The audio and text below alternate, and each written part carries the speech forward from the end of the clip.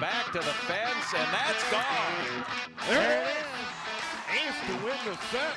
It's caught. 20-10. Touchdown. This is going to be in the gap. Yes! Yes! Goal! Go to the deflection. The Andover Huskies win their first state championship.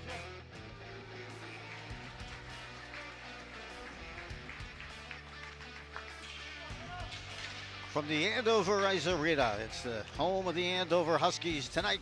They're taking on the number 1 ranked team in the state, that being the Hill Murray Pioneers, coming in with a mark of 11-0 for the Huskies. They come in with a record of 7-1-2, led by 11th year head coach Melissa Volk. The one commonality for these two teams, they had their seasons ended last year by the same team. That's correct. I was going to let you finish that up at the end.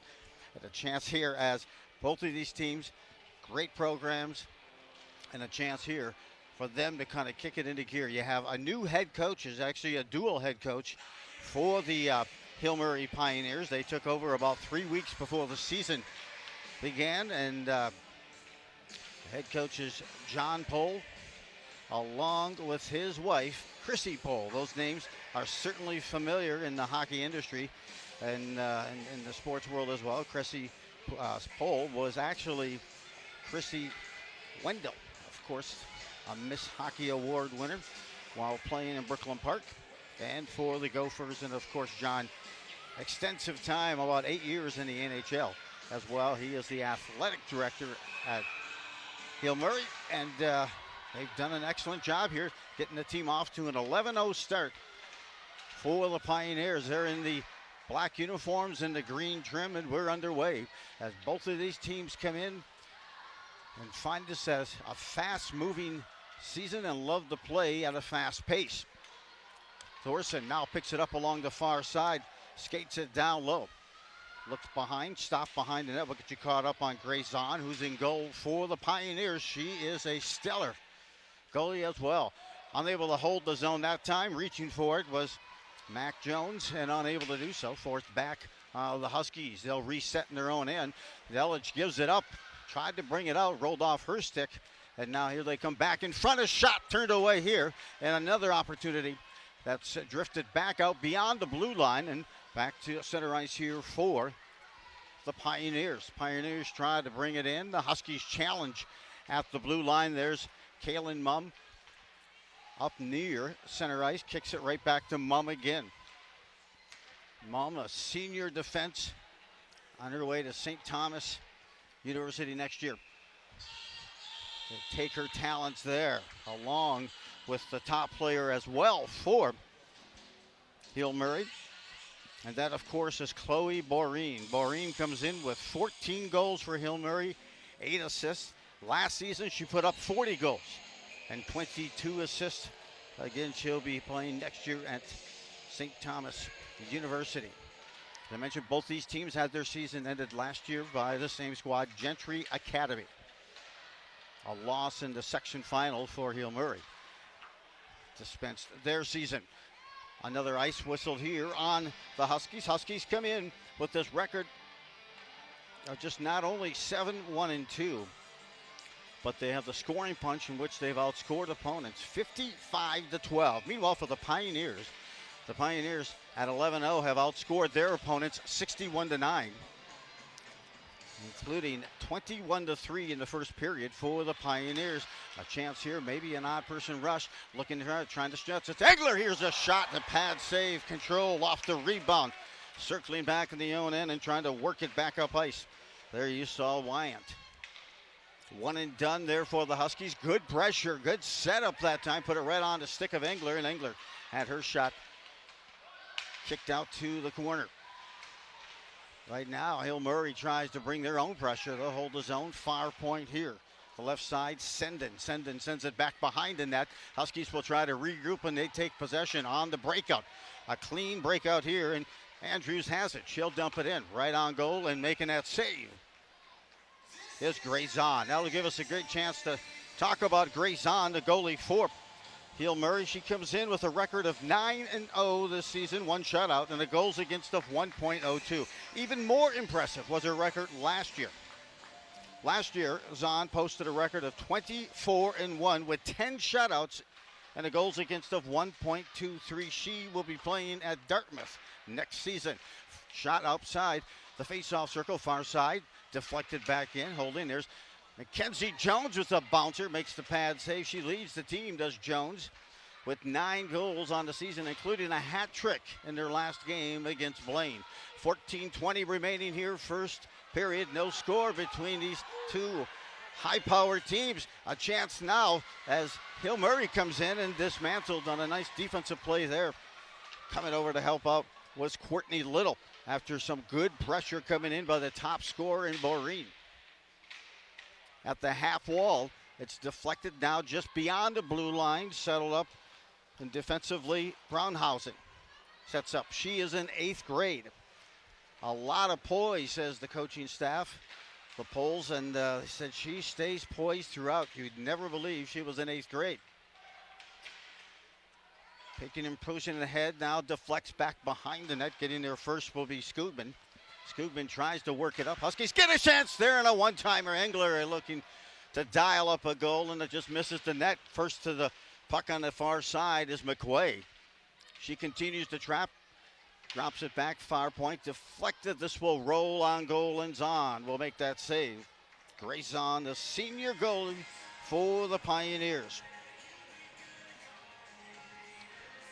Huskies, meanwhile, as I mentioned, coming off a nice win off of Blaine. 9-1 in that game. It was Kasich who picked up a couple of goals. She has 4 goals, 4 assists on the season. Mac Jones, meanwhile, Mackenzie picked up the hat trick in that 9-1 win over Blaine just a few days ago. Huskies here trying to get themselves into that cadence and that flow, but Hill Murray trying to impose their own. A chance, high slot here, disrupted, cutting back, loose change, and now trying to settle and send it back in is Birkeland. Birkeland with 7 goals, 5 assists. Sends it to the corner, getting there first. Andover tries to work their way up ice, and that's Angelotti. Now back onto the stick of Piper Andrews. She'll send it deep to the corner, and they'll make some wholesale line changes, as will the Huskies. Breakout here, Pioneers deflect high in the air at the blue line. Trying to settle it there is Boreen.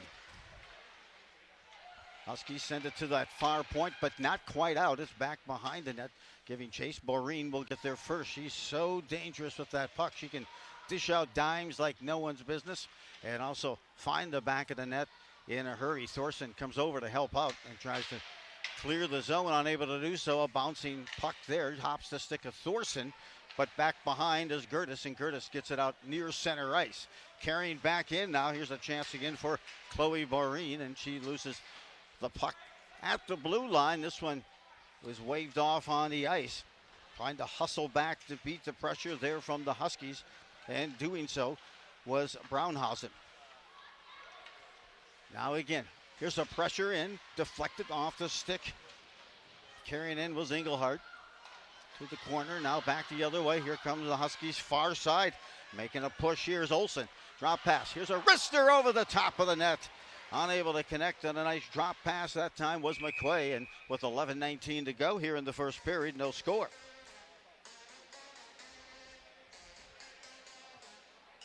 I mentioned Melissa Volk in her 11th season, the head coach for the 2-time state champions, the Andover Huskies.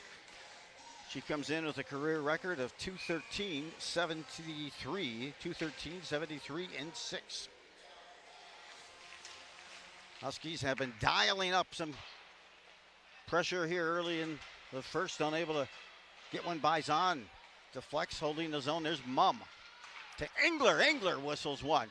Deflects to the corner, trying to hold the zone at the far point. It rattles out and leaks beyond, and now carrying up. Chance here for Hill Murray, brought down to the ice and moved away. That was Morrell. Sent back, and Senden sets back up defensively. Tries to lead it ahead. It went off the stick of Wyant, and Andover will send it to the corner and chase after. Sendin, the junior, being shadowed there by the Huskies as they try to dig it out in the corner. Jones with a shot, finds its way all the way through the sticks and the skates, and the save is made by Zahn.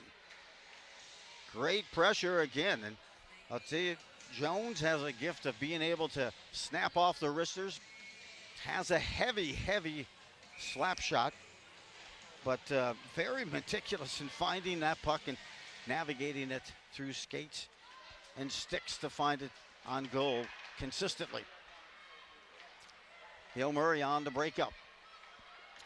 Far side trying to center, gets a look here and a shot save made. A fantastic save of her own is Claire Hills.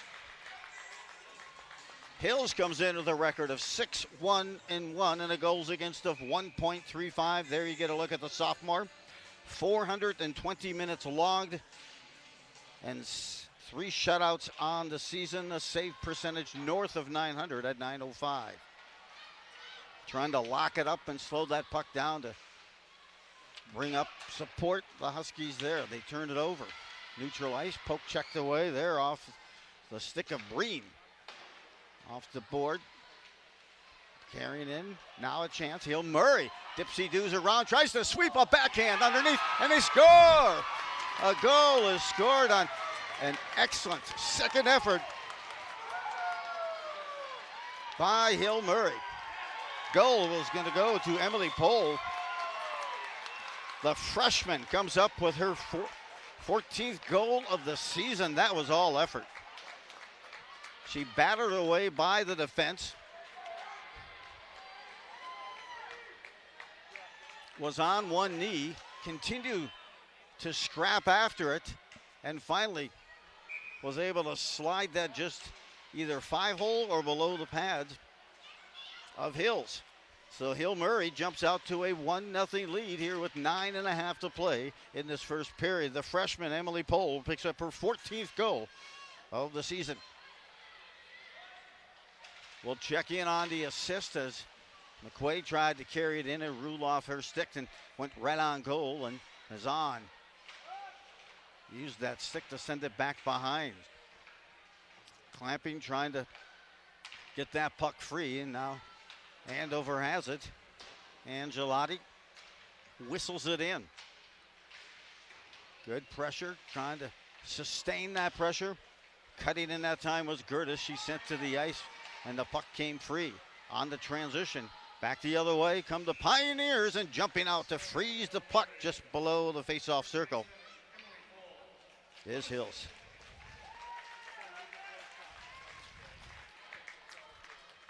I believe they're going to give it an unassisted effort on that goal. I did not pick up an assist, but we'll get that set up for you as well and updated as the game unrolls. 1-0 lead early here for Hill Murray. They're cycling in that corner, then trying to center it. Huskies trying to settle the puck and then move it up. That's Andrews. She'll drop it back for Mum, or back to Andrews rather. Deflection there, blue line, and into the Huskies bench. An early stocking stuffer for a player over there. As we approach the midway mark of this first period, Hill Murray has jumped out to a 1-0 lead. Off the board, this could be a 2-on-1 opportunity. It is. Trying to send it across. Nice defensive block that time with the stick by Sendin. Huskies had a winger coming in all alone on the far side. That scoring opportunity diffused by a nice defensive effort. Jones goes back now for the Huskies. She'll move it up ice. Tape-to-tape passes now, and Huskies are on the move on the transition. Here comes Thorson. Thorson reverses ice. A backhand, no luck. Shovels it ahead as Jones gets another shot on goal, but the save made there by Zahn. Behind the net is Jones. Jones sends it across, trying to connect with McQuay. McQuay off her stick, deflects to the corner, holding the zone at the near point here. Was Olsen with that attempt, but unable to sustain possession. Little moves it up, looks up, and the stick goes over top of the puck. And now Hill Murray moves it up ice. Backed and deflected to the corner. And now a chance on the deflection. McQuay will get there first. The deflection moves it back, and Merrill Delage is forced back. She reverses ice, gets it up quickly into the direction at time of Engler, and now to the corner. Engler waiting for that fray to break up and that puck to come loose. She's sitting, now coming over to help out, was in that face-off circle. Here's a shot from that far point by Mumm. Kaylin Mumm blisters one, and a pad save by Zahn. Into the corner, both of these squads really tangling it up along, not allowing one another to kind of get into that zone and that flow of play that both these squads enjoy playing at a high level. Certainly score ability and a lot of puck hunting going on here tonight at the Andover Community Center, as the number 3 ranked Andover Huskies taking on the number 1 ranked Hill Murray Pioneers. The Pioneers at 11-0, having 1-0 lead early here in this first period. To the corner, recircling. Gertis tries to come up with the loose change, unable to do so. Skating out, but being pestered there was the defense, and that was Wyant. Back again, near side, here comes Morrell. Morrell near side, drops it, nope, deflected pass, nicely played by the defensive unit there for Andover. Backing in, drop back. Angelotti takes down the offensive player there in Horning. Ella Horning with 1 goal, 5 assists. Back the other way, transition, trying to split the defenders. Good effort by Andrews, but she can't make progress, so she'll send the backhand deep into the end, and it comes right back out to neutralize. Thorson will get there first. Dips it in. First line back out there. Norris Sauer trying to put some pressure on. Holding the zone. Well done by Mums. And she'll drift it back behind and see if the offense can get control. They cannot. It's carried out. Answering and reciprocating the rush here, Sophie Olsen. Olsen dumps it in. She heads to the bench for a quick change. Back to the corner now, and controlling it now for the Huskies is Courtney Little. Tries to get a clean pass out just beyond the blue line. Disrupted there at the blue line by Hill Murray. The Pioneers now have it back, and this a fast-moving first period, as one might expect with these two high-power teams. A carry in here. Rister rolls off the stick that time. Unable to get everything she wanted on that was Boreen. Backhand. A no-look backhand. Unfortunately, put it right on the stick. That was Skugman, and Skugman sends it in. Back out. Here's a chance. Catching Huskies on a brief shift break here. Carrying it in is Emily Pohl. The freshman drops it off in front, looking to put it up high, slot it deflected, and then a couple of skaters converge on the puck. Andover will ice it, and with 4:05 to go in this first, it remains the 1-0 lead. Taking a look at the standings. Currently here in the Northwest Suburban, Maple Grove at 5-1, Centennial at Spring Lake Park 4-1, Champlain Park, Coon Rapids 4-1, Andover 3-0-1 as well. Andover has an unbeaten streak of 7 consecutive games. Their lone loss this season has come to Minnetonka.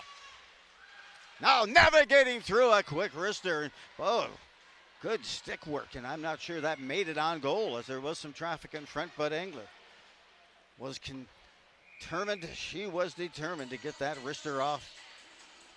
Did in the traffic. So Huskies, a tough 5-4 loss. The lone one. That game ended with a game-winning goal with about 30 seconds left in that third period to Minnetonka. Minnetonka currently ranked 2nd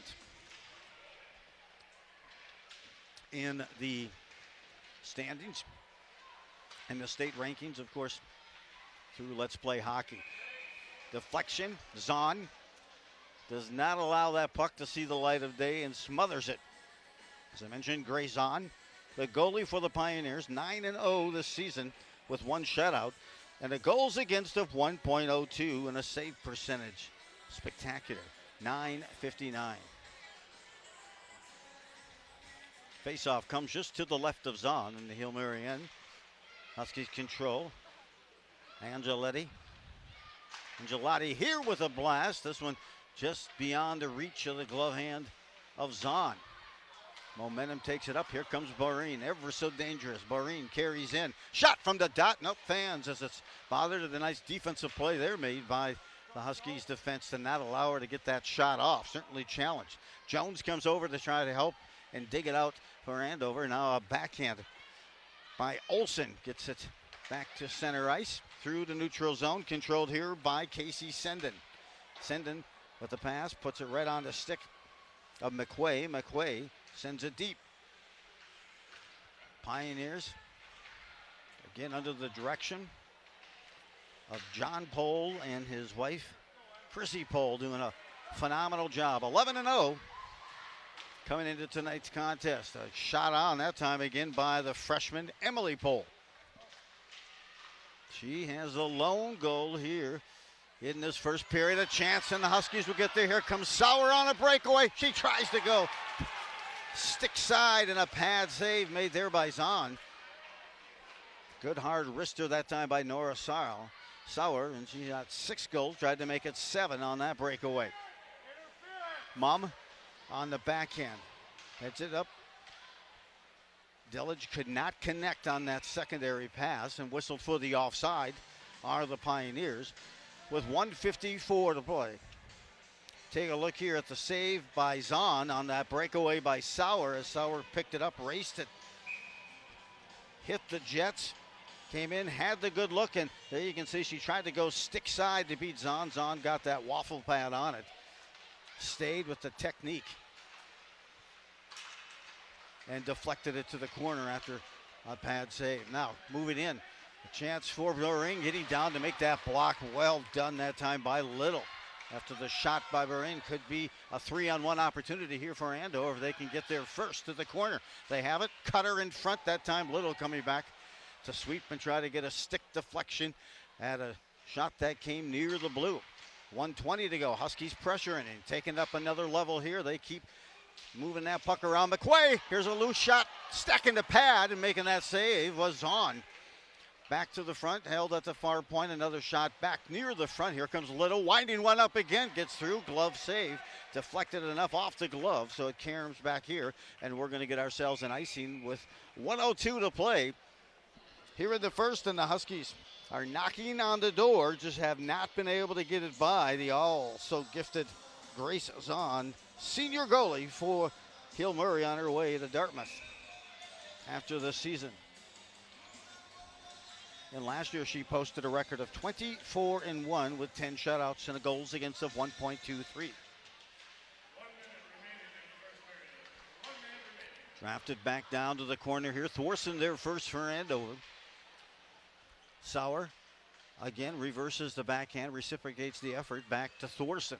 Thorson to the corner here, trying to send it nearby. There's Mum. A tricky shot by getting all the way through. Good focus by Zahn as she sent that pad save to the corner after making the save.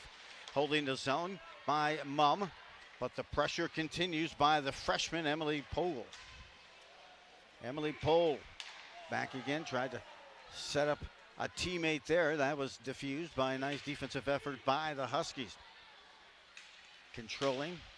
There was Avery Kasich, 2 goals in her last outing against Blaine. Trying to split to the fence. Well done there by Mum. Mum, of course, on many national teams this year as well. And she'll be playing, as I mentioned, at St. Thomas University next season. We have that first period in the game, and oh my, it was full throttle here as it is a 1-0 lead for the Hail Mary Pioneers over the Andover Huskies. That lone goal, unassisted, came from Emily Pohl. That was her 14th goal for the freshman this season. This is QCTV and a Friday Night Lights game coming your way. Do not miss the second period coming your way here in just a moment. One complete, 1-0.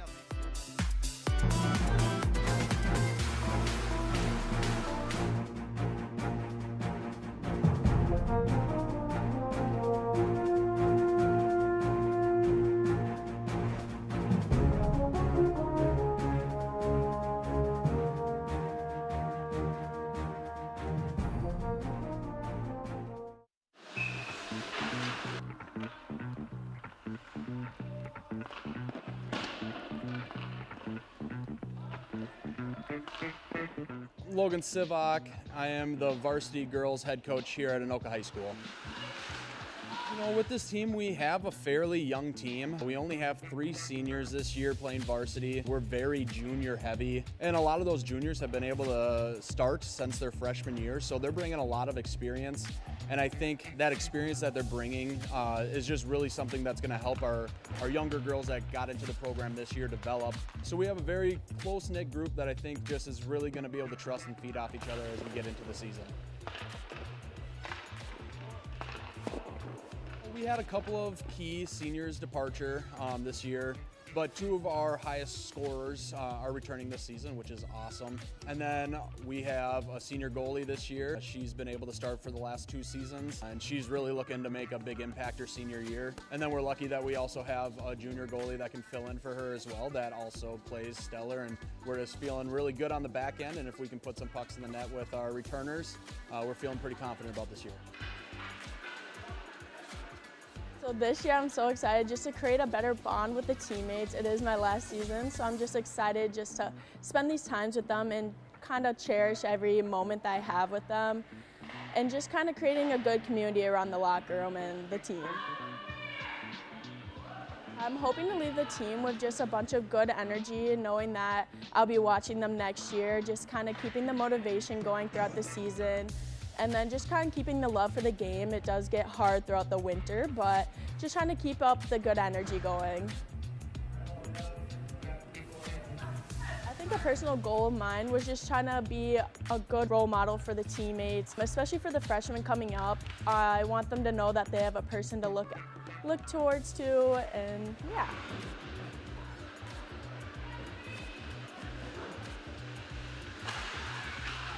I'm most excited to just see how things kind of progress from last year. So last season in our first section game, we went into 6 overtimes, which was just a crazy game in itself.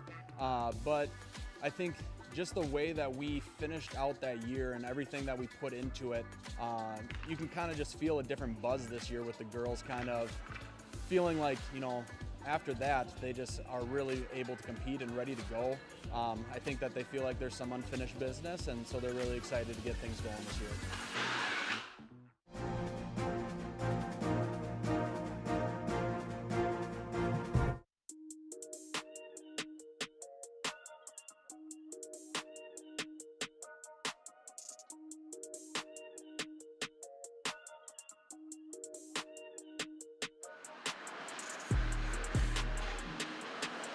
Excited to play with this kid right here. It's my favorite one, Beast, number 9. You'll see him this year. He's a stud. Just excited to make more memories with the boys. You know, it's our last season, so got to make the most of it. For me, I want to stay focused and keep going, driving through each game, and actually get my first goal this year. So I'm looking forward to that. You know, I feel pretty good about us. We had a good summer, coming off a couple big scrimmages, played pretty well. So I'm feeling confident about the year. You know, I think our coach is pretty good at getting us all together. We practice a lot together, but I think that just being around the boys in the locker room is the biggest part. I think that our practices have been upbeat. I like the tempo of things. Guys are excited, and that's been our biggest thing, is trying to pump a little excitement back into stuff. Have guys looking forward to coming to the rink. Practice shouldn't be drudgery. Games should be a big deal. And we want the guys to be excited about playing hockey, and so far they've definitely lived up to that. Our goals are just to continue to build on what we started last year. We had a lot of young, inexperienced guys that jumped into some roles last year. We rotated 2 sophomore goalies. I think that's a big thing we have coming back, is we're pretty excited about our goalie tandem, and I think that we got the car out of the garage on you know, getting some experience with these guys last year, and we just want to continue to build on that. And I think that we had a great summer. We had a good fall leading up to it. No, we're not going to come out here making goals to beat the world. We just want to put more in the left column than the right column right now, you know?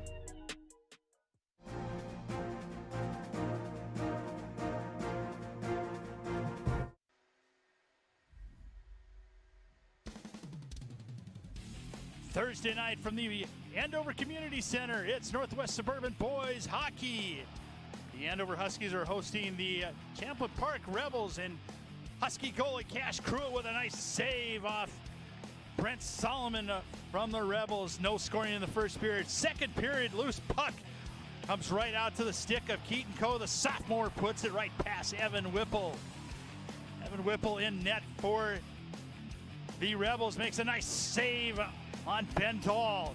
Stonewalling, keeping it at a 1-goal game. Power play for the Huskies. Ben Dahl, first game back, scores his first goal. The senior gets the power play tally, and it's 2-0 Huskies heading to the third period. Third period, right after a penalty had expired, Brent Solomon scores his first goal, his 11th of the season. The Huskies come back. A little shot from the point. Anthony Pardo with his first goal for the Huskies makes it 3-1. Brooks Cogswell then snipes one past Whipple, making it 4-1. 0 angled shot by Brent Solomon goes right off Cash Cruitt into the net, his second tally, but the Huskies prevail 4-2. They move to 3-4 on the season. The Rebels fall to 3-1 here on QCTV on Thursday night.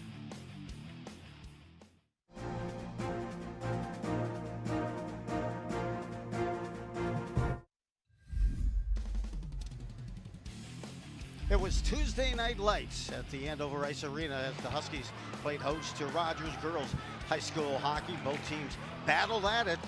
Andover with almost 10 shots on goal in that first period, making stellar save after stellar save was Claire Kinnenberg for the Royals as she put up a goose egg. Did not allow a goal in that first period as she turned away many quality looks. Meanwhile, they're just heating it up for the Huskies. Second period, Mac Jones with a laser. She snipes one for the first goal.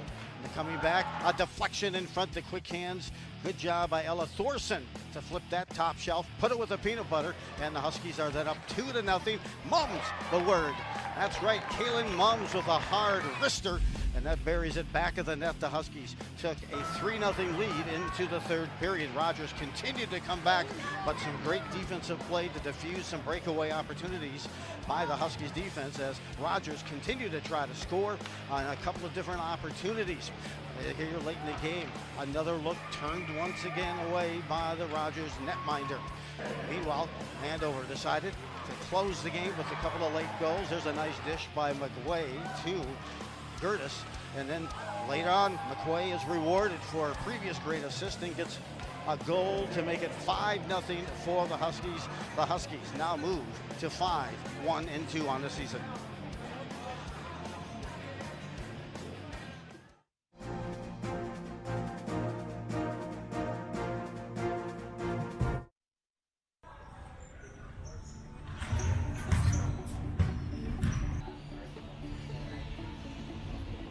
We're doing pretty good as a team. We only have one loss as a team, and then our team individually is doing pretty good too. We've had 5 duels. We wrestled Rogers right away, so that was tough for both of us because it was, we had been with people for a week. So I think if you talk to the Rogers coach, neither of us put on a really great show. We were fortunate enough to win that, and then we wrestled at Blaine. We wrestled Blaine and Osseo. We were fortunate to win those, and then last night we wrestled Anoka and Maple Grove and beat Maple Grove but lost to Anoka.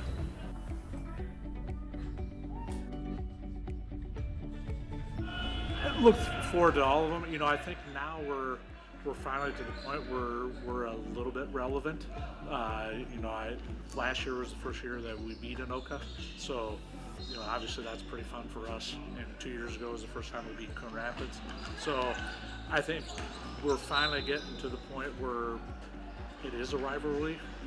If you're 0-30, it's not much of a rivalry. But now I think so those are fun, and those are the kind of the local ones where that's probably a little bit more pride.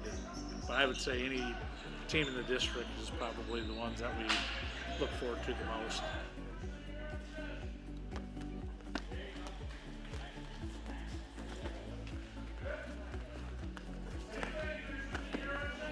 like the meets because you're pushed a little harder, trying to get the extra points for the team, and just having your guys on the bench cheering you on. It's a fun experience. Yeah. Meets feel a little bit more like game day, you know. Yeah. I feel like I gotta really lock in for meets, and then tournaments I can mess around and try something new or whatever. I feel like meets are a lot more fun in my opinion. I feel like we can really work as a team. You're out there for your brothers on the bench, and tournament you're just there for fun. Our club, our booster club, is K through 12. And now we have actually even some younger ones that we call it our Tough Tumbler program, where it's pre-K, where we just do some tumbling, and so all of those are part of under our booster club. We want to show a good experience for the young kids, because if you don't have a good youth, then we got no future. Yeah. It's great to work with them in practice for youth nights, and then to see them all go out, wrestle, and win some medals. It's awesome. I've heard before where they say wrestling's not fun, but it is very, very rewarding. You know, and I think that's one of the things that you hang on to. It's like if you want to come out to do this for fun, even though we try to make it as fun as we can, but it is very rewarding at the end of the day.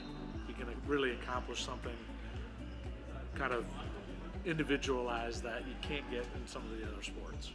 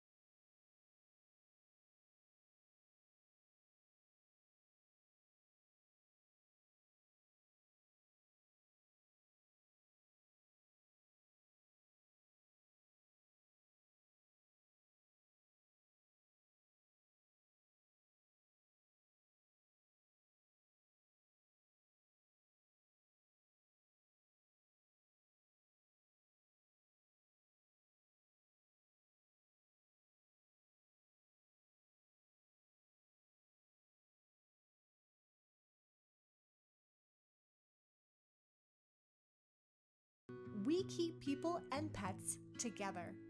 We're changing the world for animals and the people who love them. And we're doing it with people like you by our side. Learn more at animalhumanesociety.org.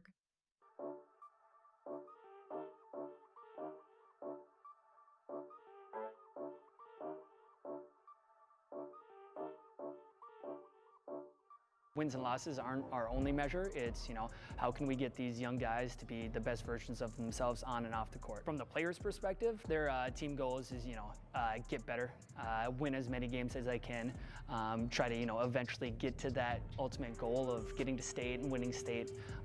From coaching perspective, always, trying to push these guys to be the best versions of themselves that they can be. I think, that if we can get them to that point, wins will come, with that. I think that's always a good goal that a coach can push their players to get to. This is going to be a fun year. We're so much more athletic. There's so many more things that we can do. So I would say a lot more athletic. We got some really good leadership this year that can help us get to that point that we want to get to.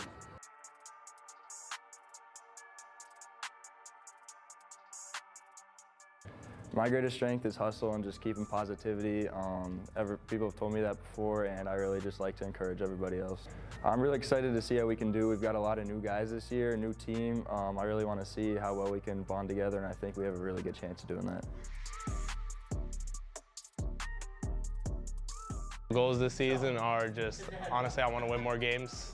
So big, haven't had the best, but I'm trying to win games this year. As a whole, we're a lot of young guys, so some guys are nervous, but we got the, I would say, dog mentality. We got a lot of guys who will get on the floor, will crawl around, but everybody's still finding their place, so Our biggest challenge is trying to form together. I know we'll get there because of the seniors, but we have 1 or 2 freshmen on varsity, 1 sophomore on varsity, 3 seniors, and 3 juniors.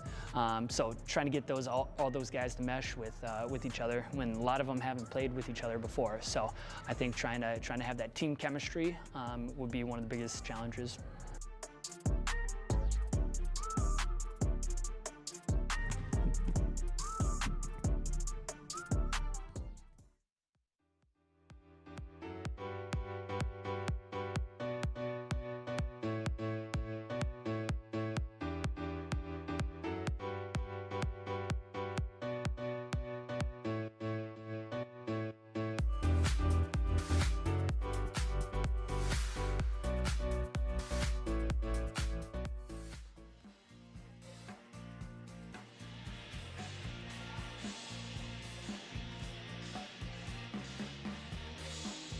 Welcome back to the Andover Community Center here as the Huskies, and we get a look at the recap of what transpired here in a very fluid first period as both teams showed their speed and their skill as Hill Murray in that green, and of course the black uniforms coming in 11-0, both teams with some golden opportunities here and some excellent goaltending by Zahn here for the Pioneers, including on a breakaway, some good looks from the point. Here's the lone goal. This from the freshman.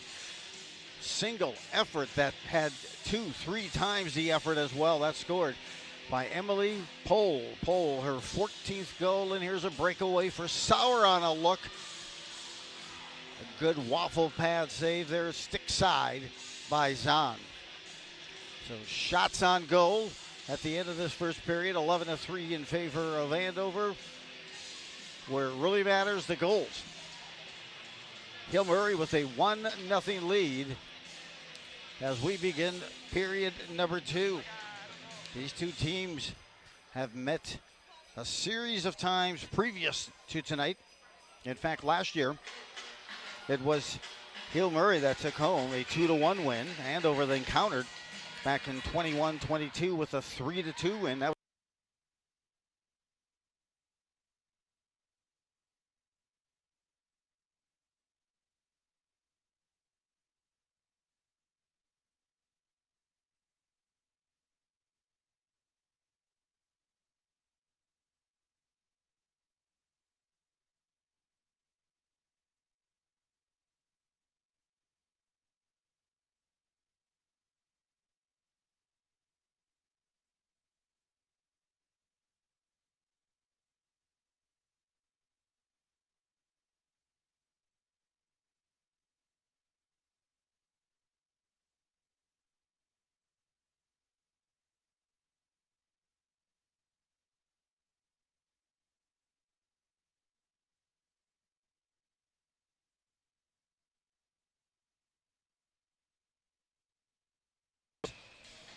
the 6-1-1 sophomore goalie for the Huskies.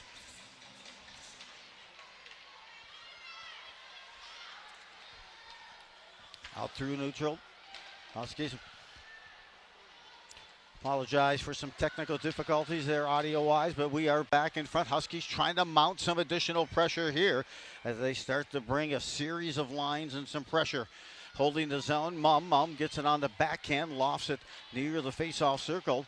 Circling back behind and pressure again. The Huskies trying to bracket the Pioneers defensively. Moved out, nudged ahead and out of the way by Pohl. Sending it back ahead to Engelhardt, who gives chase. Huskies get there first, but they ring it along the board a little too far.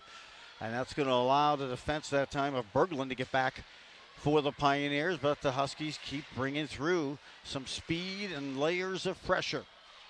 Keeping it right in. Here's Gertis, and then deflected back. Gertis will do battle there behind the net as she is tangled up with Wyant. Trying to center. Cutting in on that far side was Andrews trying to find the gap. Battling over to help out Olsen. And now keeping right back in again. To the near side, into the corner. Another collision there. Andrews is part of that. Defensively, you're seeing really Hill Murray trying to just get that puck free, but Andrews doing a great job of keeping that pressure on, and the Huskies forechecking immensely well here to begin the second period. They still hold the zone. This shot just to that far corner, trying to lift the stick and get the puck back. There was Jurtis, but it does float beyond the blue line, but Jones carries in. Mackenzie Jones, 9 goals, drops this one back to the top of the faceoff circle. Now she's going to unleash a wrister wide of the mark here, deflected. Skating over and getting there first is Thorson, but with some torque, it's Hill Murray that moves it beyond the blue line, and the Huskies will make some wholesale changes on the fly. A corner in the backhand by Casey Senden. Back ahead, Huskies still controlling. Again, they're doing some great forechecking, some good pressure here. Kasich circles back again, tries to give it another go. And now it's carried out by Boreen. Boreen navigates past. Now here's the shot. A score! A laser. A pass from Boreen. And the goal by Sophie Olsen. She sniped that one from near the dot at the face-off circle. Sophie Olsen, her 5th goal of the season, and the assist will go to Boreen. 13:48 to go here in the second period. That was a snap and a snipe. Boreen carried it, picked it up on the turnover, circled back, tape-to-tape pass, and Olsen wasted little time to snap that one just under the crossbar. 2-0 lead here for the Pioneers as we go 13:30 to go in the second period. Transition play that time by Maureen, and had the right space, and Sophie Olsen, usually there kind of as a defensive forward to kind of challenge the top lines, picks up her 5th goal, and again the assist will go to Maureen. For Maureen, that is her 9th assist of the season. The 11-0 Pioneers trying to get some pressure here. Thorson will get there first as a pass. She looked to her left shoulder, went to the right. Back behind again. Pulling it back out now. Here's English. And now trying to hit a cutter on the far side. And Olsen, she's disrupted on entrance in. And here's a chance now on a break. Coming back here. Murray, a wrister off the crossbar. That had some velo and some conviction on it on that snap. Chatline that time with a good scoring opportunity for the Pioneers. They are picking up the pace and the flow of this game. Huskies came out with some great forechecking, but have not been able to get by in that puck behind Grace Zahn. Many have not been able to do that all year. And she comes in with a record of 9-0 and a shutout. Good job of circling, and there you get a look at Emily Pohl. Pohl so active and just a freshman. Dropping it back to Mackenzie Jones. Mackenzie Jones tries to send it up ice. It was deflected back to her, reaching to try to send it back in as Gertis, but it's back on the stick here of the Pioneers, at least momentarily. Now Jones will get there in the corner, send it back behind Little. Little off the board, sends us through the neutral zone. We will not get an ice. They'll chase that down, and good hustle from behind to try to get possession. There's Andrews. Andrews sends it back behind, trying to get a weave going, trying to get a little mojo flow going here for Andover. Dropping it through, and the breakout pass disrupted. Huskies pinch in here and send it back behind the net. That was Angelotti. To the corner, trying to dig it out.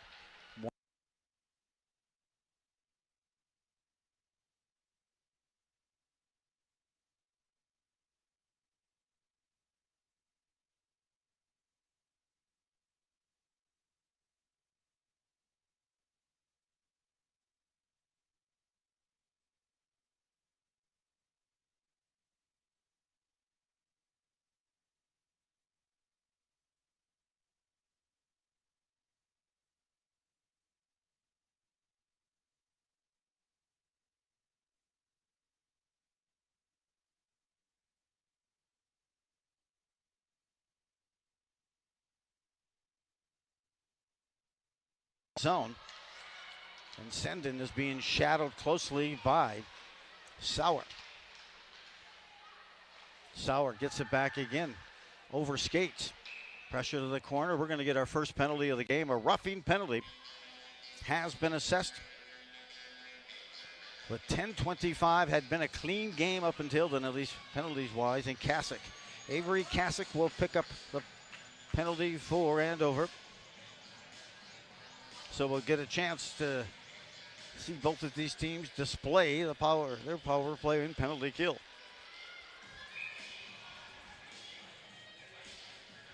Andover on the penalty kill this year, 6 for 39 at 15%. Power play here run.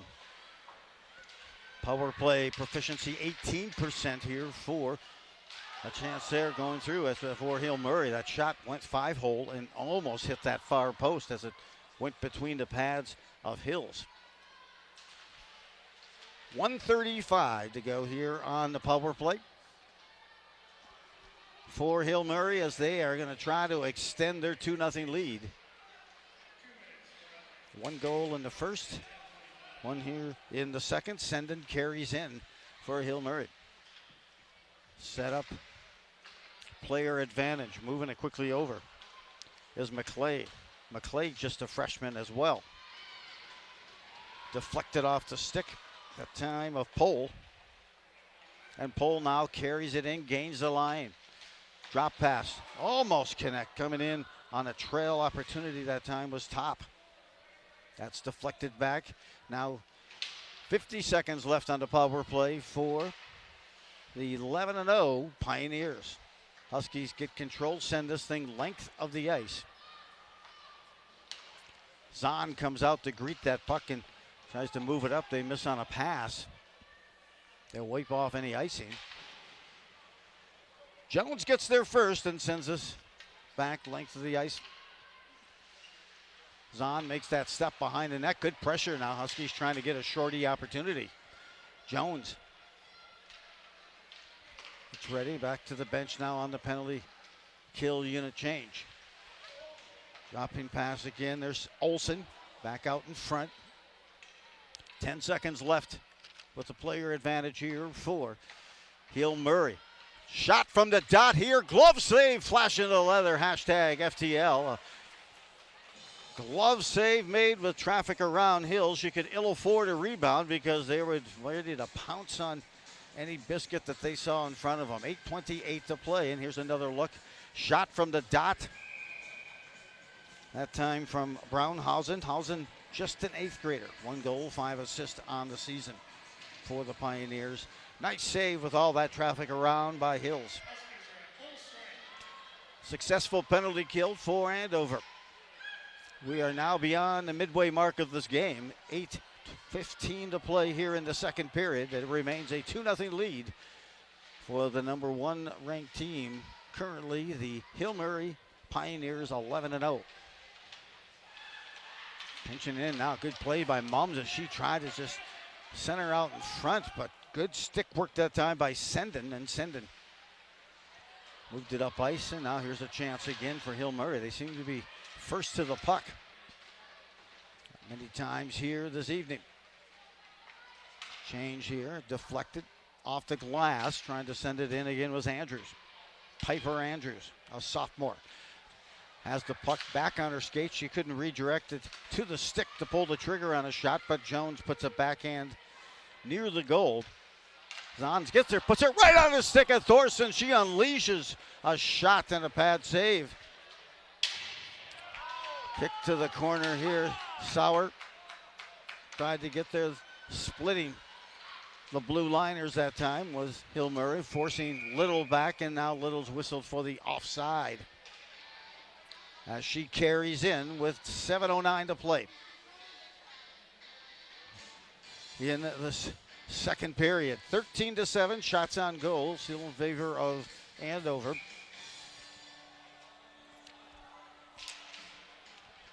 Hill Murray just coming off an impressive win, 8-1 over North St. Paul Tartan.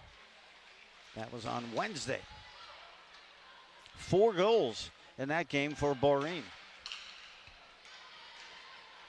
A look here. Kicks back out. Sauer gets there, tries to lift it beyond. Thorson trying to get by the defense, and they wrestle for it. And traveling on the trail here was Kasich. Kasich has moved off the puck, reciprocating the pressure, and some physical play here by both teams. A tip by Kasich. First there is Thorson. She makes a swat at it, but cutting right in front before the stick could make contact was Brunhausen. Rolls off the stick, poked in by Engler. Engler now gives chase, so she'll pressure Brunhausen. Engler thought she had it on her stick, but then it rolled off in front. A chance. Here's a shot. Goes just off the mark, and perhaps it was just a bit obstructed, maybe off the shoulder.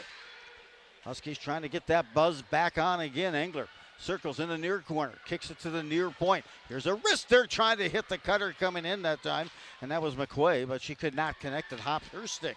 It goes behind the net here with 5:40 to play in the second period. It's piled up as they have the foursome going in the corner, finally kicked away and controlled by Hill Murray. That is Brunhausen. Mum will get there first, try to seal off the pressure. The time of Emily Pohl. Pohl has the first goal of the game in the first period, unassisted. Deflects, more pressure. It'll be a delayed offside, but they'll get back, check on, and 5 minutes to play in this second period. The Huskies would like to cut into this 2-0 deficit before they go to intermission. Waving at it here, now picking up a pace, and Hill Murray moves it up. Deflected at the blue line, circling back is Sauer. Sauer and Boreen and the Mum all heading to St. Thomas University. There's Sauer. She was looking to cut back again and rolled off her stick and on goal to Zahn, who scooped it up and locked up that puck. So head coach for St. Thomas University, Joel Johnston, here tonight, along with an assistant as well. You can see many others here in attendance, and some additional coaching jerseys out there as well. Race to the puck. Boreen gets there first. Deflects as both players converge. Andover tries to get the breakout. Settling it is Thorson. Thorson gets it to the forehand and whistles it around the board. It almost stops there behind Zahn in goal for Hill Murray. Approaching 4 to play. Working it free. Horning heads up, a pass trying to hit Sophie Olsen, disrupted by the defense of Andover. Both teams on the fly and trying to catch. Had a chance that they couldn't settle the puck. Right at the blue line was Chatlin.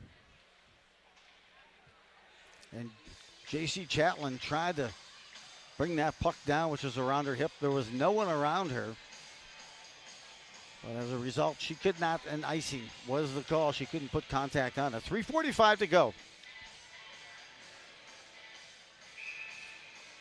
Here in the second period, faceoff will come just to the right of Zahn in the Hill Murray end of the ice. Andover has outshot Hill Murray 16-7. Pioneers have outscored Andover 2-0. Now they're pressuring. Deflected just to the side of Engler. She could not get a stick on it to connect. Working it by. Now controlling back the other way. A hard shot that comes triggering in. That was Engelhardt. Good stick work and a good pass by herself to get by the defense that time initially of Angelotti. 3 and change remaining. And the Huskies try to get it going. Far side, here comes Amelia McQuay. McQuay puts a shot on. Pad and kick to the far near side here, half wall. Trying to reciprocate the rush is Regan Berglund.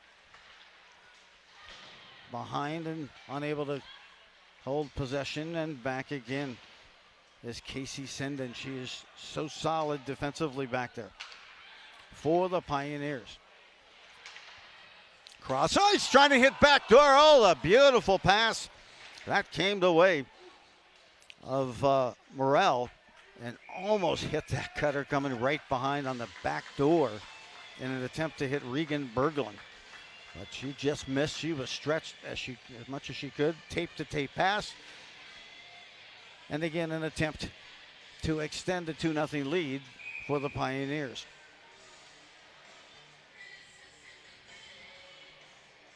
Andover, and their schedule does not get any easier. They'll take on Maple Grove on the 26th in the tournament. Then they take on Anoka on January 6th. Back again, trying to get something going here. Sauer circles, top of the face-off circle, far side. A no-look back then, pass that time by Casa, cannot connect. Thorson tied up, and now we're going to get a penalty. That's probably going to be a hooking penalty on Thorson. It will, so second penalty of the game whistled on Andover with 2:04 to go in the second period. And Hill Murray will try to see if they can capitalize on the power play. Again, they came in 5 for 27 at 18% proficiency on the power play. Make that now 5 for 28, and I won't do the math. Andover 15% on a penalty kill.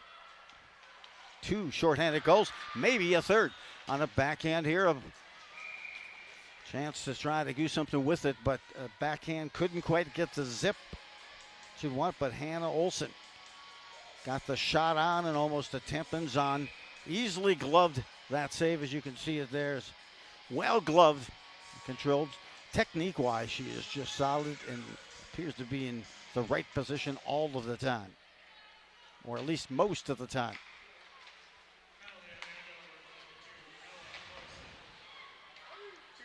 At the red line, whistled back in by Andover.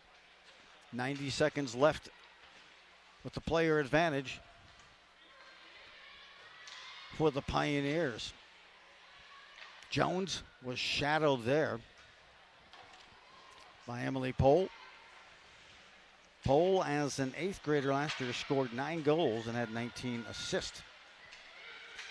Senden blasts this one, but deflection gets into the netting, so the faceoff will take place with 1:12 remaining on this power play. Andover with a couple of nice wins over Benilde St. Margaret, a tie versus Moorhead, 1-1, then a loss 5-4 to Minnetonka. A win 4-1 over Holy Family. A pouncing on top of Robbinsdale Armstrong, and then a 3-3 tie against Centennial Spring Lake Park. 8-0 win over Proctor Hermantown. 5-0 win over Rogers. 5-0 win. Nickel nothing again for a win over Benilde St. Margaret. And then, of course, the 9-1 win for Blaine against Blaine. Pile up in front of that, right into blue with a party gathered there. Half wall, deflecting it out is Sauer. Now hustling back. McQuaid trying to add some pressure. He does it. She gets it. Good senior effort. Continuing to work it. Finally settling the puck and working it up here near side. A pass there. Not enough stick on it that time on the pass by Berglund that allowed the Huskies to get in and commandeer that puck and move it back into the Pioneer end of the ice. 15 seconds left on this power play. Wheeling and dealing. Boreen comes in. Boreen wants to take this Whistler, and a nice block there by Mum.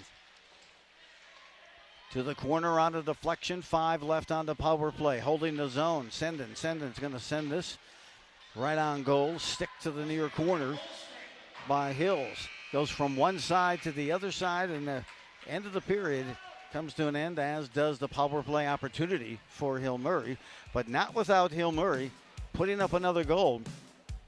The goal scored by Sophie Olsen, her 5th goal of the season. That's an even strength goal, and the assist on that goal went to Chloe Boreen. Boreen picked up assist number 9 on the season. We're at the end of 2 complete Hill Murray Pioneers. 2-0 lead over the Huskies.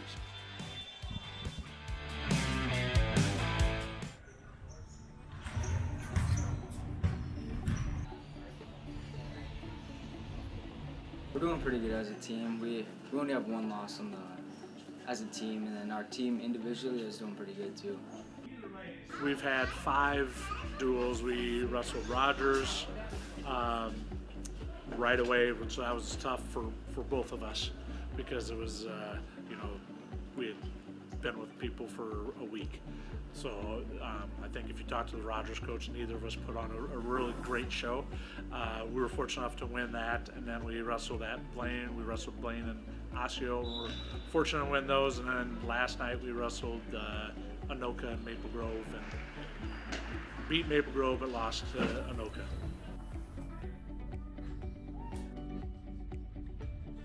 I look forward to all of them. You know, I think now we're finally to the point where we're a little bit relevant. Last year was the first year that we beat Anoka, so obviously that's pretty fun for us. And 2 years ago was the first time we beat Coon Rapids. So I think we're finally getting to the point where it is a rivalry. If you're 0-30, it's not much of a rivalry. But now I think so those are fun. And those are the kind of the local ones where that's probably a little bit more pride. But I would say any team in the district is probably the ones that we look forward to the most.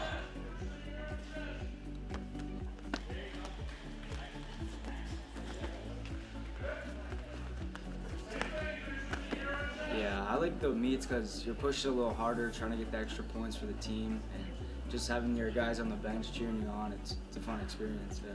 Meets feel a little bit more like game day, Yeah. I feel like I gotta really lock in for meets, and then tournaments I can mess around and try something new or whatever. I feel like meets are a lot more fun in my Season, opinion. the Huskies I feel come like in we with a can record really of work as a 7, team. 1, and 2. You're out there for your brothers on the bench, and tournament you're just there for fun. Our club, our booster club, is K through 12, and now we have actually even some younger ones that we call it our Tough Tumbler program, where it's pre-K, where we just do some tumbling, and so all of those are part of under our booster club. We want to show a good experience for the young kids, because if you don't have a good youth, then we got no future. Yeah. It's great to work with them in practice for youth nights, and then to see them all go out, wrestle, and win some medals. It's awesome. I've heard before where they say wrestling's not fun, but it is very, very rewarding. And I think that's one of the things that you hang on to. It's like if you want to come out to do this for fun, even though we try to make it as fun as we can, but it is very rewarding at the end of the day. You can really accomplish something kind of individualized that you can't get in some of the other sports.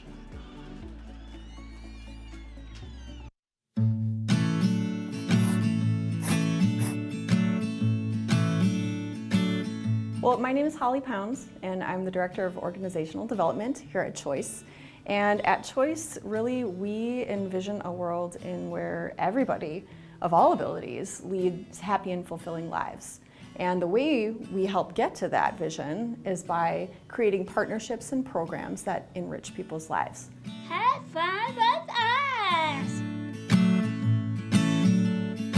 Choice does a really great job of helping individuals with intellectual disabilities help to live engaging and fulfilling lives in every aspect of their lives through employment and education.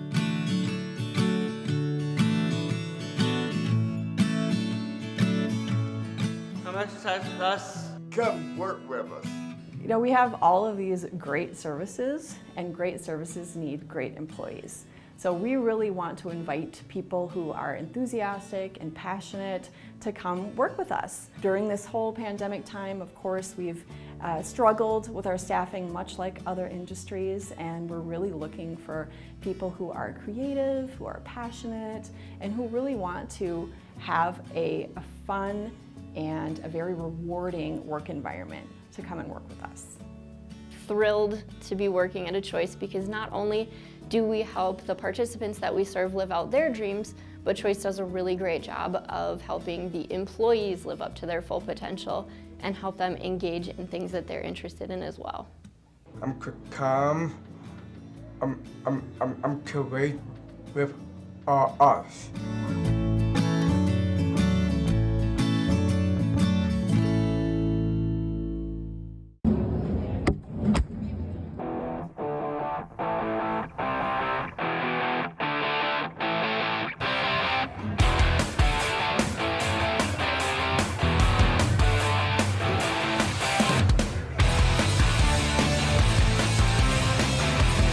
I'm Steve Lamser with Central Minnesota Cornhole. We're based out of St. Cloud, Minnesota. We've been putting this state tournament on this is our 5th year now. And this is, 2023 is the biggest state tournament we've had.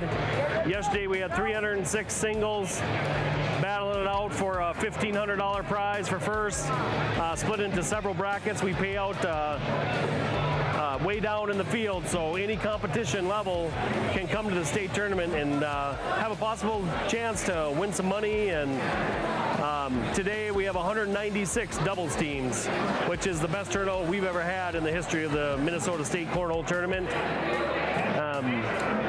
There's 20 plus cornhole groups throughout the state of Minnesota, and they all come together in October, and we play multiple tournaments for 2 days, and with teams and singles and four-person teams, just a chance to win some money, have some fun, and show off your skills. There's a lot of talented cornhole players in the state of Minnesota, and the competition level in the last few years has really grown, and the interest in the sport, a very inexpensive sport, and a sport that any age, women, men, kids, juniors, anybody can play this game and compete at any level in this state. So it's been a very good adventure for us. We put a lot of work into the state tournament. We have a lot of sponsors that help us out. We have a title sponsor this year, Allstate Insurance, who really provided a lot of support for us, which helps give our money back, the entry fees from the players, all back. We pay out 100% of the entry fees back to the players. And we want the players to enjoy this sport and come here and just have some fun.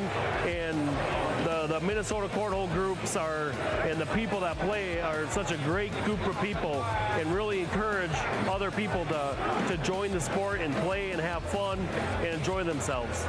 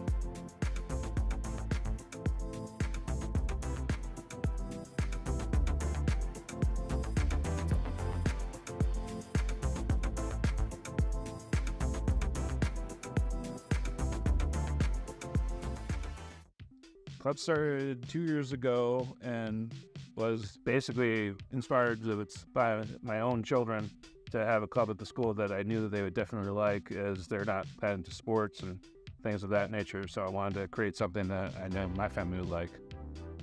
The games that we provide are not like the ones that they'll necessarily find at home. We don't do Monopoly or categories or things like that. We do Tiny Epic Dinosaurs, and Hughes and Clews and Snake Oil, which is what they're playing in the background right now for the games, to kind of broaden the perspectives and show what else is out there, that there really is a game out there for everyone. I would say it's a fun experience to play games with your friends and meet new people that maybe just like not people that you know that would play some different games, and you also get to learn a bunch of new games that you probably haven't heard of. Club's a lot of fun. We play various types of games, from board games to card games. It's a real open atmosphere. You won't feel any kind of criticism about any part of you. In like 5 years, I see the club expanding. Hopefully more kids come, bring more games, expand horizons. There's been days when they aren't up for gaming, they just need a safe place to be. We're open to it. You know, they just want to be here around friends that are, you know, weird like them. That's awesome too. The best part of the club is just getting to sit down and play board games with other people and make new relationships. Club is having fun with my friends, being idiots and just being silly within the games. So especially in this day and age where, you know, it's all available, but still really scary having a place that you know that you can go to that is going to be safe, that is going to be welcoming, and you know, you can be with the other weirdos that you want to be with, which was really hard to find when I was younger. I think it's incredibly important. Well, I'm hoping that more people is hoping to get our word out more that such a place exists, and that, you know, people can come and play games, and possibly, you know, in 5 years, maybe even create our own games based off of the games that we've been playing and stuff like that. Come and have fun. Like, that's really all there is. Come play games and have fun.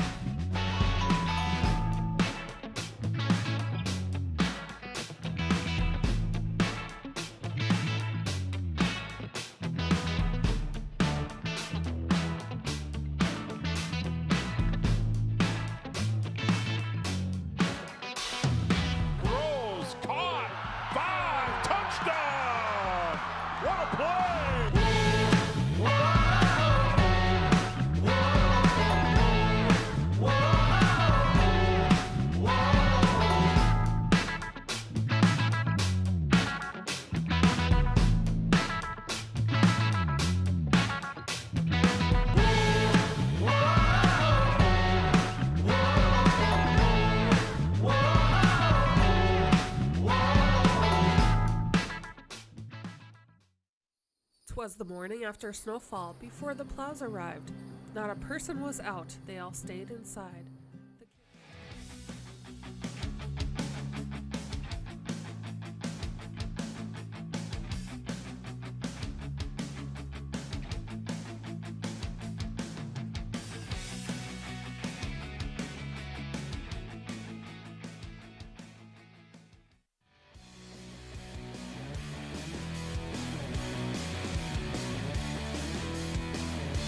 Look at some of that action that transpired in that second period. All right, welcome back to the Andover Ice Arena. Joe Rulon along with QCTV, and we have the Andover Huskies down by 2 to Hill Murray. Let's take a quick look at what transpired in that second period for both of these teams. Some great scoring opportunities on that recap, and you can see here the Huskies put some big-time pressure on in that second period. Almost able to beat Zahn. She made some fantastic saves, and there was a snipe from near the dot of the face-off circle. Scored by Sophie Olsen, and a couple of penalties. Chance there, and turned away on a couple of power play, and a couple of power play opportunities for Hill Murray were diffused and turned away by Andover, but that's the good news. The bad news is the Huskies trail 2-0. Again, that was on the goal by Sophie Olsen, assisted by Boreen. We are just underway. Huskies in the white, moving left to right, and we're going to get an early icing whistle here and take it all the way back just to the right of Zahn, who has been outstanding. Grace Zahn in goal for the Pioneers. Andover came into this matchup unbeaten in their last 7 games, and during that 7-game span, they had outscored opponents 48-5.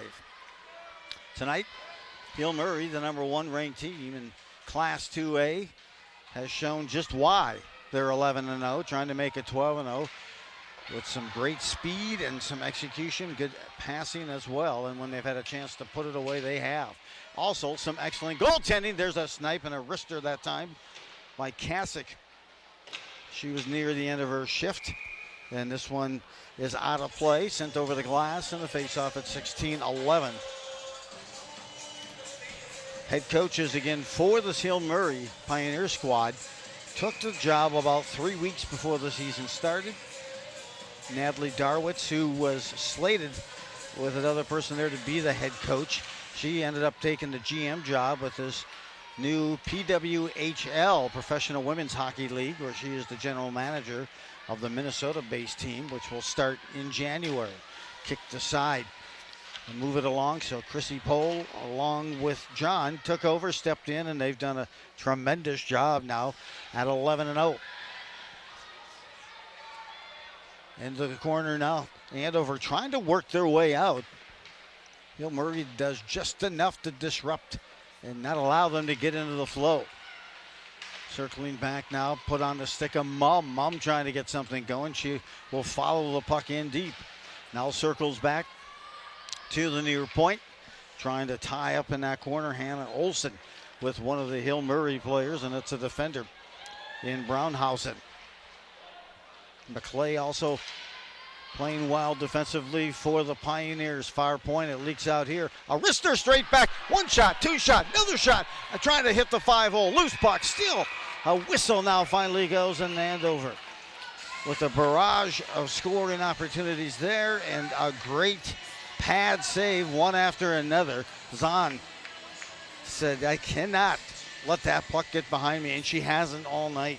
Coming into tonight, she's 9-0, Grace Zahn. 1 shutout and a goals against of 1.02. Shots on goal right now are 20-10 in favor of Andover. You rarely see her, even when she's making a pad save, kick one out with some velo back out. She controls it off those pads so well. Moving in, Kasich again looks to send it across the ice, but it's stopped there, and a nice defensive play by Hill Murray. They try to skate out. That's Boreen. She loses it off her stick. Now Kasich again will carry in. Tries to use that defender as a shield. At that time, Senden blocked the puck. That's Mac Jones at the big shot. Loose puck scrambled to the far side. No one there to corral it for Andover. And now skating near side. Emily Pohl. An exchange, circling back up. Boreen and Pohl still on that same line. They sometimes said they both shuffle up those lines as Boreen heads to the bench for that line change. Now it's Ron Hassan, the 8th grader, moves it up to the freshman here in Emily Pohl. Pohl has it poke checked off her stick by Mum. And now icing whistle on Andover. 13:49 to play. Pioneers at 11-0 have outscored their opponents 63-9 on the season, including in the third period 17-1. Andover, meanwhile, coming into tonight and a record of 7-1-2, ranked number 3 in the state on the latest Let's Play Hockey polls.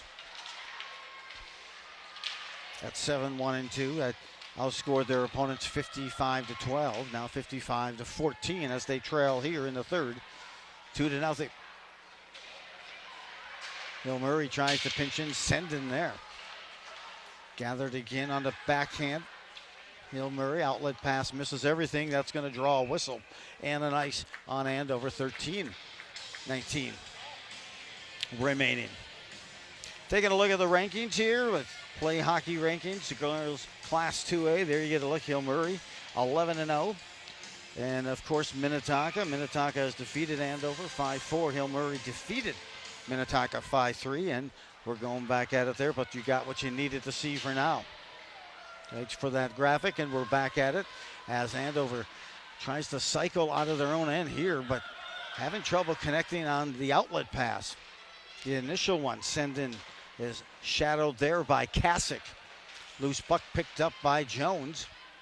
Jones leads the team here for Andover in goals scored with 9, including a hat trick and an assist in their most recent game versus Blaine. Jones disrupts. Jones, by the way, headed to Wisconsin. She picks up a good look here. High wrister kicks out the rebound after the save by Zahn. Still holding his own. Good pressure here again. Dialing it up. Keep cycling it and keep moving around here in the activity. Creating some good scoring opportunities for Andover, but they have yet to be able to get one by Zahn. Maureen carries in, the captain of the squad. Uses Mom, the defender, as a shield as she whistles one wide. Maureen just outside the blue line, settles the puck, puts a backhand in deep. She'll head for a line change.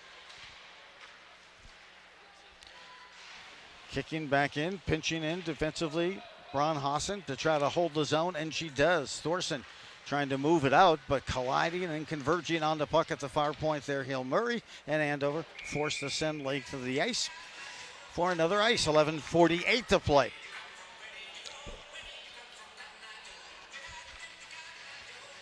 Get a look here at Hill Murray, by the way. Last season they were at 23-4-1, and they had scored 129 goals, surrendered just 31. They lost a couple of their top goal scorers that combined for a total of almost 40 goals. But of course, Maureen last season, a senior this year for Hill Murray, had 40 goals on the season. Deflected, now carried up. Turnover there, and Mums right at center ice sends it back deep. One goal. It's amazing what one goal can trigger. A centering pass through the blue here. It floats up to the half wall. Pinching in is Little. She heads to the ice. Now trying to get possession again. Here's Olsen. Near side, carrying it out, working it is Morrell. Sent right back out again, and now trying to control is Cunningham. Lauren Cunningham, 2 goals, 3 assists on the season. There's Thorson. And back in, and now Hill Murray just doing a great job. They match up well, skate so well, and now here's a chance for Boreen again. So dangerous. Shot from the dot that time, just off the mark by Boreen. The rebound comes out looking for it with Sophie Olsen, but it's controlled now by Andover and Jones as they try to break out. Deflected at the blue line, back in by Sundin, and finally look at the face-off, and it's going to come back into the Andover end of the ice. These two teams, as I mentioned, this is the 4th time that they've met over the course of about 6-7 years. Last year, Hill Murray took home a 2-1 win. That was also here at Andover.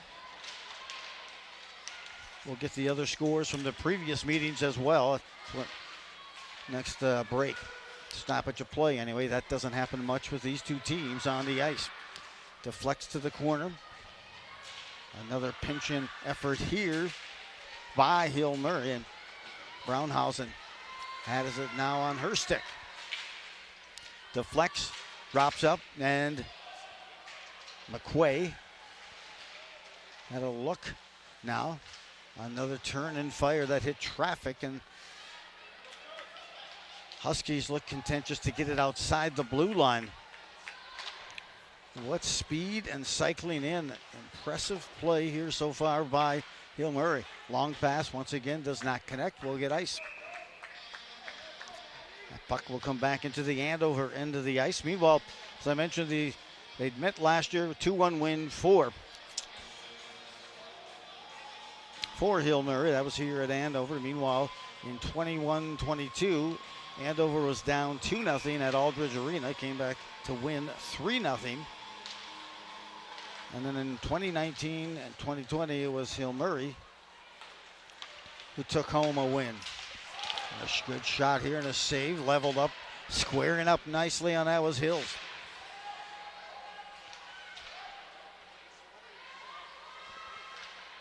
It's been the quality of shots that Hill Murray has had right now. They have him for 11 shots on goal.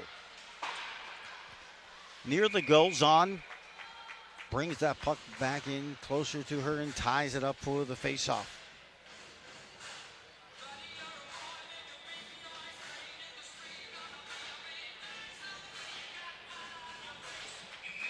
Last year, Stinnett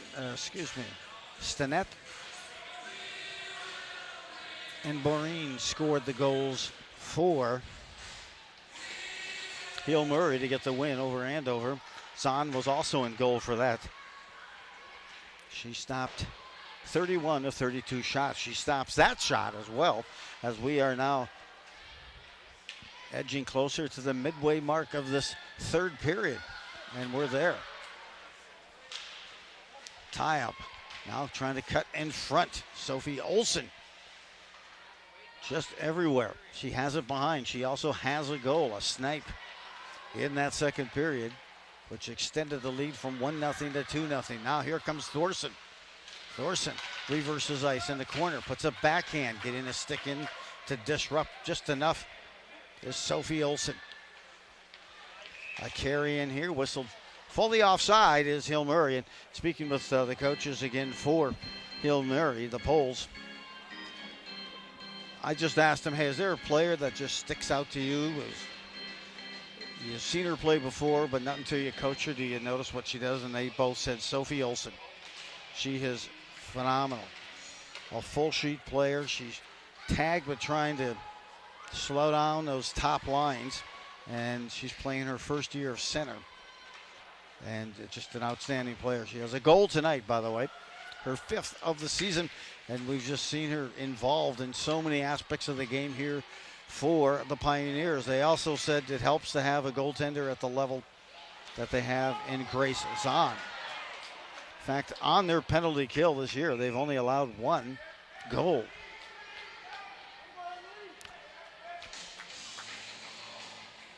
Another penalty here, but unfortunately this is going to go to Mac Jones and Andover. We talked a little bit more about that penalty kill. And when I shared with them the stats, they're like, that kind of surprises me because we need to do some work on our penalty kill. And that just goes to show you how well Zahn is playing in goal. 31 attempts on the power play have had opponents, and they've only allowed 1 power play goal this season for Hill Murray. Andover is on their 3rd penalty kill here tonight. They're 2 for 2 on the penalty kill. 7.5 to play, 3rd period.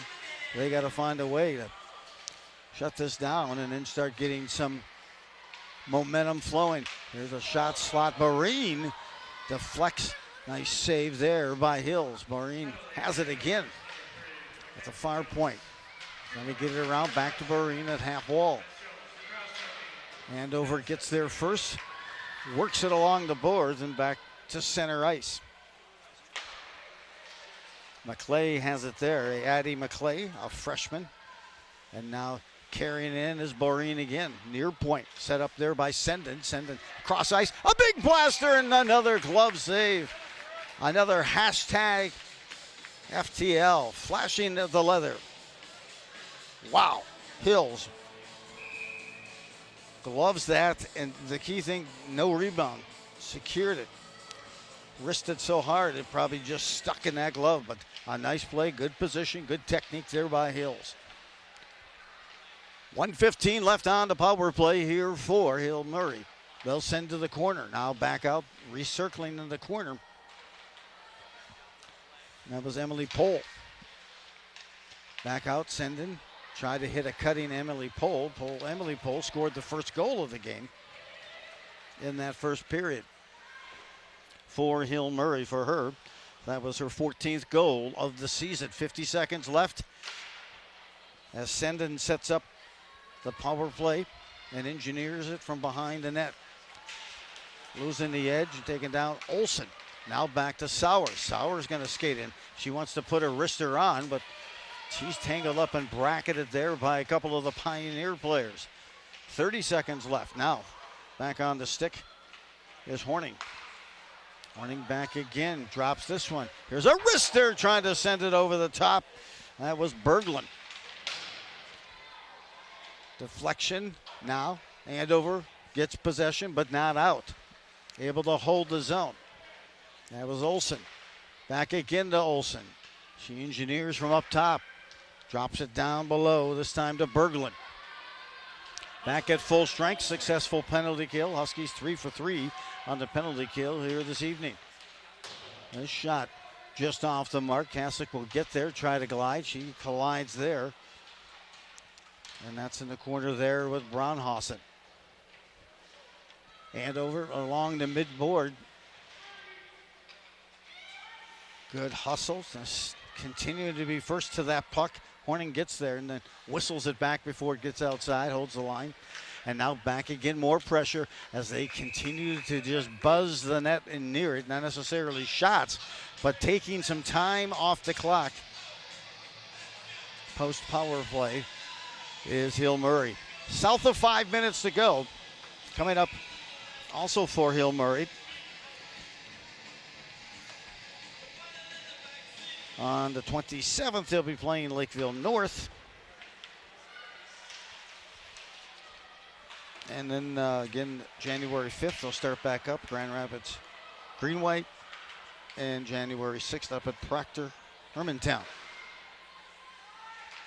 Both these teams play just a solid schedule, high-quality opponents. Now, in front, there's Mumm trying to knock it through. There's another one, a shot, scared, a pad save. Now kick to the blue, and another pile-up, another stick, and finally we get the whistle with 4:29 to play.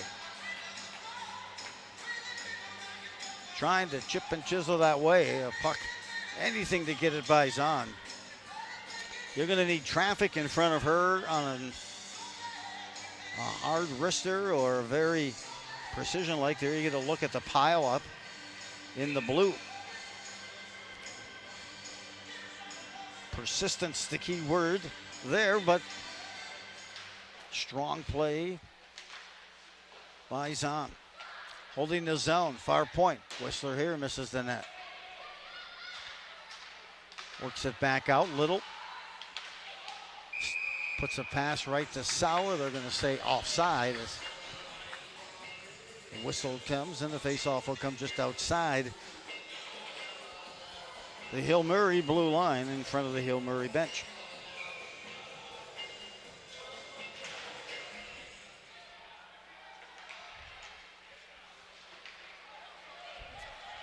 Off the faceoff, 3-on-2 opportunity here. Poke check nicely off the stick of Maureen. She tries to reciprocate the favor there to Kasich, but Kasich is able to shovel it in. First to the puck there, nice spin move. Thorson has it. Thorson reverses in the corner, waiting for support. Finally puts it on that stick of Mumm. And Mumm was coming in with a lot of velo, and it bounced off of her stick. Now still controlling. Move it in. Shot here, Angler. Long rebound, kicks out to the high slot. And it's moved here to neutral ice. Couple of players tangling it up. Mumm tries to stick it ahead and back there defensively again, Hill Murray. There's a wrister. That one looked like I could have rippled the net. A nice effort there by Engler. At half wall, trying to tie it up. Just get the one and the others can follow. As the Huskies trying to cut into this 2-goal deficit late in this third period. South of 3 minutes to play with 2:55. A lone loss for Andover this season came to Minnetonka. The Minnetonka squad. Here's the Kasich. Beautiful pass, tape to tape. Coming in, tries to go and slide that under the garage door, but guided away off a pad save by Zahn. Kasich with a great opportunity.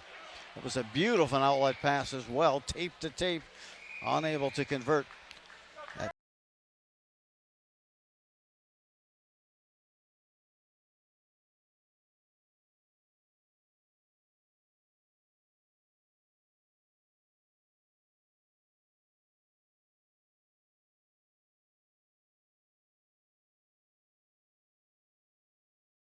Here, if Huskies decide they're going to pull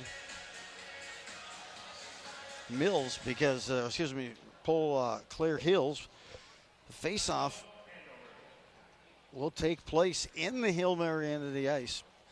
So a good time if you're going to pull Hills, do that now and bring on the extra attacker. Let's take a look at the broadcast schedule coming up here on QCTV as we have 12:28 boys basketball. Mounds View is at Andover. Then girls basketball. That'll be a great matchup. Champlain Park at Andover. That's on the 29th. We'll flip the calendar and move to 2024. And girls basketball, Wayzata is at Anoka. And on the 4th, boys hockey, Totino is at Anoka. I don't know about anybody else, but I have a nice celebration every time we flip the calendar and start making these days a little longer. So now here, the 22nd of December, I'm feeling pretty good that these days are getting longer. We're going to see more sun. The Huskies, well, I think they're going to they are going to pull Hills. Coach Melissa Volk has decided to bring the extra attacker on with 2:30 to go. You just never know what's going to just hit the switch on that momentum, and getting a goal here. We'll do it here. Huskies on the face-off, loft this one near the front of the cage. Sauer to the corner, back behind. Engler controls, rolls off a first shot by Jones from the dot, and that thing deflects to the corner. First there is Sauer. Sauer tries to get around front. Turning, sending it now. Here's a wrister by Mumm, misses the net. A lot of sticks, but out there trying to hold the zone. That was Jones. Good job. Now to the corner, Thorson. Back to Jones, top of the face-off circle. Good pressure here by Andover with the extra attacker. Give and go back again, shoveling at it. Another one, loose puck, another shot, hits traffic. Blocking it was Olsen as she went down to make that block. And we will get a whistle to make sure there's an injury or where that puck may have been hidden. But I'll tell you, she took a shot, did Olsen, as she went down to block a shot inside that face-off circle. She is one tough customer. That may have been Boreen who absorbed that puck. She heads to the bench. Huskies win this face-off. Another hard wrister. Mumm unleashes that, and a beautiful save with no rebound to be had by Zahn.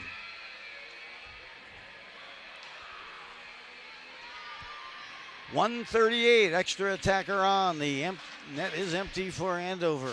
Mumm off the face-off, uses that skate to hold the zone. More pressure, they'll send it back to the half wall. Back again to Mumm. Mumm sends it cross ice to Jones. Jones tries to give and go it back to Engler. Mumm gets that puck back, or easily it would have been an empty net attempt there for Hill-Murray, but now Engler controls it back, looks up with the pressure on, and Emily Pohl now converging and putting some pressure deep into the Andover end of the ice. Approaching a minute left here in this third period of Andover. Down by 2, and here comes Sauer on the near board. Still the extra attacker on. Empty net. Sauer circles back behind to the far point. Trying to hit the shot, and now they're going to call too many players on the ice on Andover. Just took too long getting back to the ice, or to the bench rather, and so that will put Andover in the box for the 4th time tonight. 46 seconds to go. And that also brings the faceoff back into the Andover end of the ice, which means Hills is going to have to come out and get between the pipes, should they choose. Serving the penalty for Andover will be Piper Andrews. It's a bench penalty. .46 seconds left. Hills back between the pipes here for Andover with this face-off. Controlled by Mum. Mum moves it out. Hills is probably going to quickly get to that bench, and she is. And the Huskies now bring the extra attacker on with 35 seconds left here in this third period. Down 2-0. Deflected here. Engler tries to control. Trying to lift this one up high. It bounces, deflected. Getting there first to disrupt is Andover, but now getting a second opportunity and trying to send this length to the ice. No, it'll be icing on Hill Murray as it misses by about a foot. And the faceoff will end up just back to the right side here of Zahn. Both goalies really have been spectacular tonight. It's been Zahn who has turned away a couple of breakaway opportunities for Andover. One by Sauer, another by Kasich, and some other great shots. Here's this, high slot, now dropping it. Trying to get it to McQuay. She couldn't pull the trigger on the shot. Mum to the backhand, sends it to the half wall. And we are at the end of this game. Wow! What a holiday classic this is. A 2-0 win for Hill Murray. Currently the number 1 ranked team in Class 2A. And they defeat the number 3 ranked team, Andover, on their home ice 2-0. A shutout goes the way for Grace Zahn as she faced a total of 15 shots on goal. Meanwhile, the goals for the Hill Murray Pioneers, the first one came in that first period by the freshman Emily Pohl. Emily Pohl picked up her 14th goal unassisted. The second goal came in the second period. That was by sophomore Sophie Olsen. She picked up her 5th goal of the season. That assist and that dime came from Chloe Boreen, and that was her 9th assist of the game. So, hey, thank you for everyone for joining us tonight on this QCTV sports presentation. Dan on the camera, everyone in the back in the studio for doing an outstanding job of production. Stash on the video replay and the editing, fantastic. I'm Joe Rulin, along with QCTV. Again, the final tonight is Hill Murray, the number 1 ranked team in the state, moves to 12-0 with a 2-0 win over the Andover Huskies. Thanks for joining us, and have yourself a Major League evening at a minor league price.